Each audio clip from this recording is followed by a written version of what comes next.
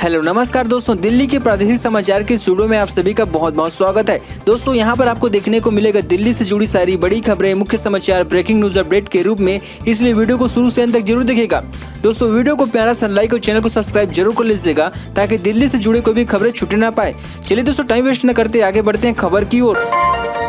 पिछले 24 घंटों में 956 नए मामले सामने आए, पॉजिटिविटी रेट 1.19%। जी हां, दरअसल आपको बता दें दिल्ली में शुक्रवार को कोरोना वायरस संक्रमण के 1141 नए मामले सामने आए हैं और 139 लोगों की जान चली गई है। संक्रमण की दर 1.59% है। स्वास्थ्य विभाग द्वारा जारी आंकड़ों में जानकारी दी गई है। इसी बीच मुख्यमंत्री अरविंद केजरीवाल ने कहा कि दिल्ली ने किसी भी तरह महामारी की दूसरी लहर पर काबू पा लिया है। दिल्ली में लगातार तीसरे दिन संक्रमण के मामले की संख्या 1500 से कम रही है। दिल्ली में कोरोना वायरस संक्रमण की दूसरी लहर का असर खत्म हो चुका है। शनिवार को दिल्ली में संक्रमण के 1000 से भी कम नए मामले सामने आए हैं, लेकिन संभावित तीसरी लहर को लेकर IIT दिल्ली द्वारा तैयार की गई एक रिपोर्ट में काफी चौंकाने वाली खुलासा हुआ है।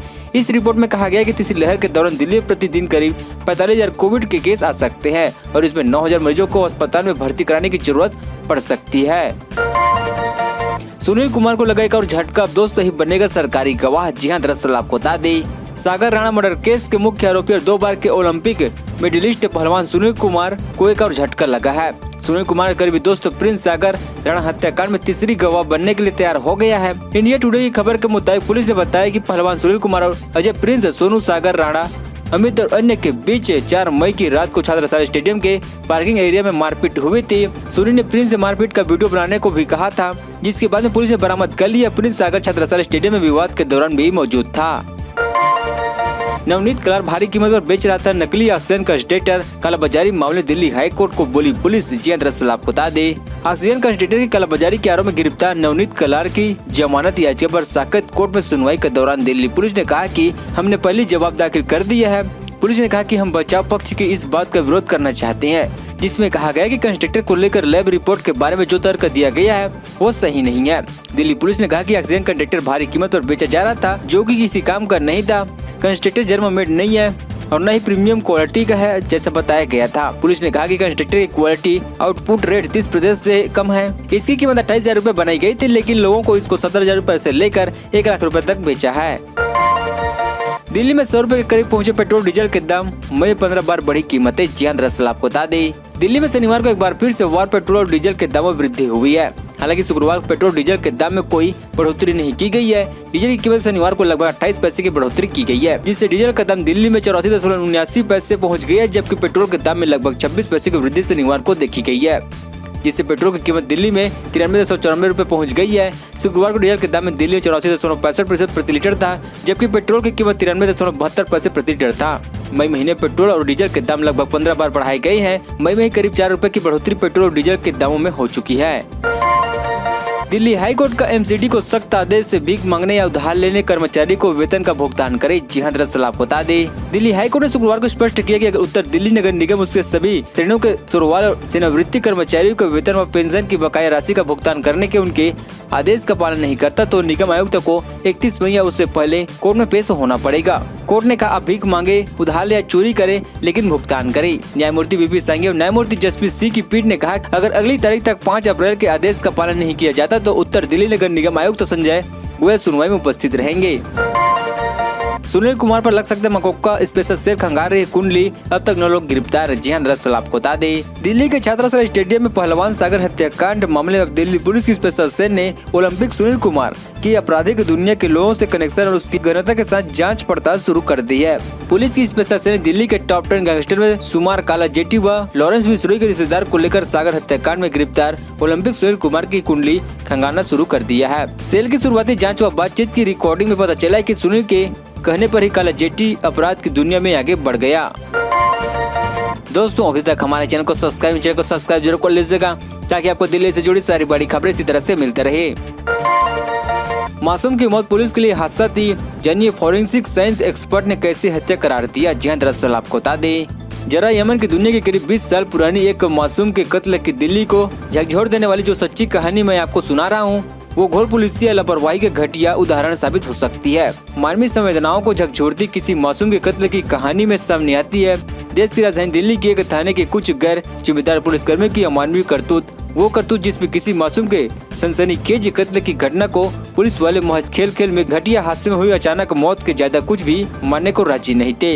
ये तो भला फॉरेंसिक साइंस और उसके एक्सपर्ट की ईमानदारी मेहनत का, जिसने न केवल लापरवाह पुलिस वालों को सरेआम सबक सिखाया, आइंदा सुधार जाने की मिसाल पेश की, बल्कि बच्चे की मौत को महज हादसे से हुई मौत से बचाकर ठोस सबूतों के जघन्य हत्या का करार दे दिया।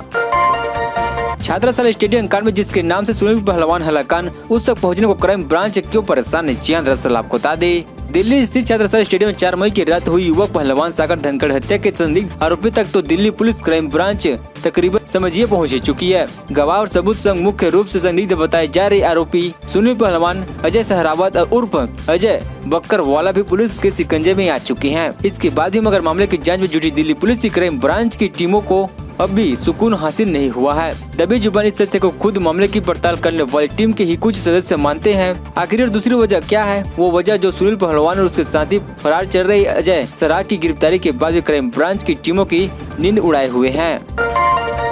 ब्लैक फंगस एम्फोटेरेसिन बी की खरीदी पर केंद्र सरकार को दिल्ली हाई कोर्ट का नोटिस, सोमवार को स्टेट रिपोर्ट पेश करने को कहा। जी हां, दरअसल आपको बता दे दिल्ली हाई कोर्ट ने शुक्रवार को ब्लैक फंगस के इलाज में इस्तेमाल होने वाले इंजेक्शन की विदेश से 203 लाख एम्फोटेरेसिन बी की खरीदी पर केंद्र सरकार को सोमवार को स्टेट रिपोर्ट पेश करने को कहा गया है। दिल्ली हाई कोर्ट ने कहा कि केंद्र बताए वो कहाँ है, उनका स्टेट कहाँ है, 203 लाख इंजेक्शन का ही आदेश क्यों दिया गया।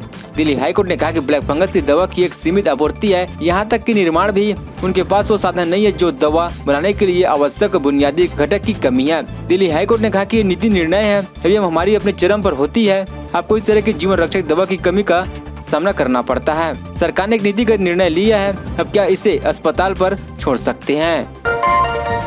कोविड-19 की तीसरी लहर में काफी खराब होंगे दिल्ली के हालात, हर दिन आ सकते हैं 45,000 से केस, IIT की चौंकाने वाली रिपोर्ट। जी हां, दरअसल आपको बता दें दिल्ली में कोरोना वायरस संक्रमण की दूसरी लहर का असर खत्म हो चुका है। शनिवार को दिल्ली में संक्रमण के 1000 से भी कम नए मामले सामने आए हैं, लेकिन संभावित तीसरी लहर को लेकर IIT दिल्ली द्वारा तैयार की गई एक रिपोर्ट काफी चौंकाने वाली है।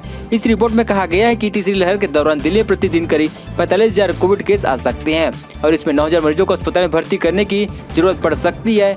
टाइम्स ऑफ इंडिया की रिपोर्ट के मुताबिक शुक्रवार को दिल्ली हाई कोर्ट में जमा की गई एक रिपोर्ट में बताया गया है इस तरह के संघर्ष से निपटने के लिए राजधानी में प्रतिदिन 944 मीट्रिक टन मेडिकल ऑक्सीजन की जरूरत पड़ेगी।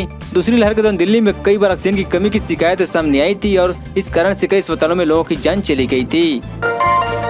IPL 2021 के लिए क्रिकेट वेस्टइंडीज के हाथ छोड़ रहा, BCCI कहा अपना टूर्नामेंट एक सप्ताह पहले कर लो। जी हां, दरअसल आपको बता दें भारतीय क्रिकेट कंट्रोल बोर्ड ने शनिवार को IPL के बाकी बचे मैचों को लेकर जानकारी दी है और बताया कि लीग के 14वें सीजन के बाकी बेंच 31 सितंबर से अक्टूबर के बीच संयुक्त अरब अमीरात से खेले जाएंगे।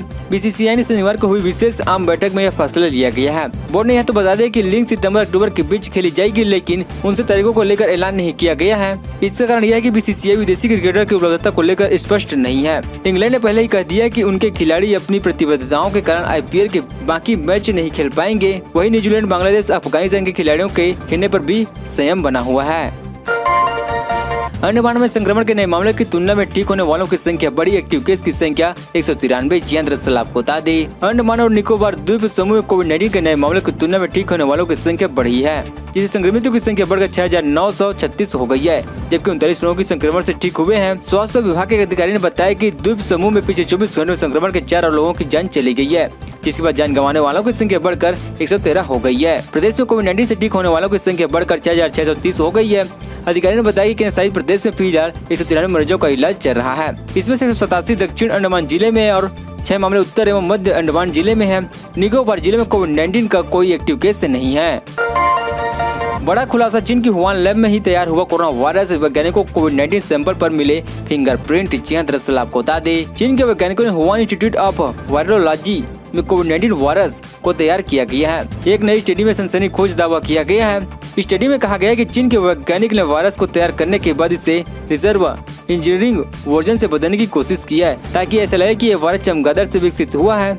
वार्तालाप है कि दुनिया भर में एक बार फिर से वायरस के हुआन लैब से लीक होने की खबर सुर्खियों में छाने लगी है। अमेरिका और ब्रिटेन WHO पर इस मामले की जांच के लिए दबाव बन रहे हैं। डेली मेल की खबर के मुताबिक इस स्टडी को ब्रिटेन प्रोफेसर इंगल डलरिस और नावे के वैज्ञानिक डॉक्टर बिरगर सेरेनसेन ने किया है। दोस्तों, खबरों का सिलसिला बस यहीं तक।